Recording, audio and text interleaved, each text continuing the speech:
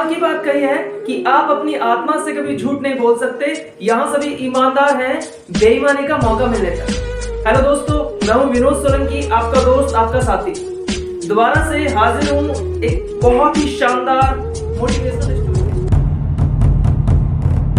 एक बार एक राजा था और उस राजा ने अपने सैनिकों को बुलाया और अपने सैनिकों को बुलाकर कहा, आप एक काम कीजिए, एक बड़ा सा पत्थर चौराहे पर रख दीजिए और उसके बाद आप एक घर के पीछे छुपकर ये देखिए कि वहां से आने जाने वाले लोगों का क्या रिएक्शन होता है। राजा के सैनिकों ने ऐसा ही किया।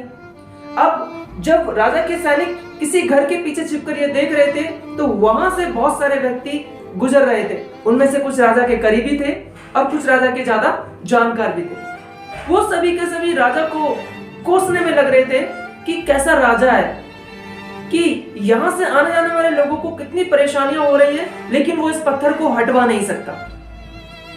अब ये सब चीज होते हुए राजा के सैनिक वहां पर देख रहे थे। अचानक से उन्होंने देखा कि एक गरीब किसान सामने से आ रहा है और गरीब किसान आकर उस पत्थर के वहां पर रुक गया।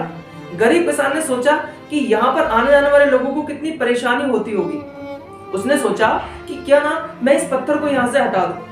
उसने अपनी पूरी ताकत लगाई और उस पत्थर को फाइनली क्या किया, उसने वहां से हटा दिया। जैसे ही उसने पत्थर को हटाया, उसने देखा कि पत्थर के नीचे एक पोटली पड़ी हुई है और उस पोटली को जैसे ही उसने ओपन किया, जैसे उसने उसको खोला, उसमें उसको सोने के सिक्के मिले और सोने के सिक्कों के साथ में एक मिला संदेश।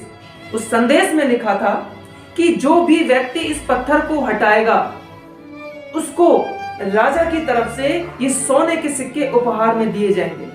व्यक्ति बड़ा खुश हुआ और वो उसको लेकर वहां से चला गया। दोस्तों, इस कहानी से हमें ये सीखने को मिलता है कि हमारी लाइफ में भी बहुत सारी परेशानियां आती हैं और उन परेशानियों में हम क्या करते हैं, जिस तरह से लोग उस पत्थर की वजह से बचकर निकल रहे थे या कुछ लोगों ने रास्ता बदल दिया, ठीक उसी प्रकार हमारी लाइफ में भी परेशानियां आने पर कुछ लोग रास्ता बदल देते हैं और कुछ लोग वहां से बचकर निकलने की कोशिश करते हैं। चंद लोग ही होते हैं जो ठान लेते हैं कि मुझे इस परेशानी से, मुश्किलों से निकलना है और उस परेशानी का हल निकाल लेते हैं। चंद लोग ही हैं जो मुश्किलों में संभावनाएं और संभावनाओं में अवसर खोज लेते हैं। थैंक यू सो मच दोस्तों मेरी कहानी सुनने के लिए।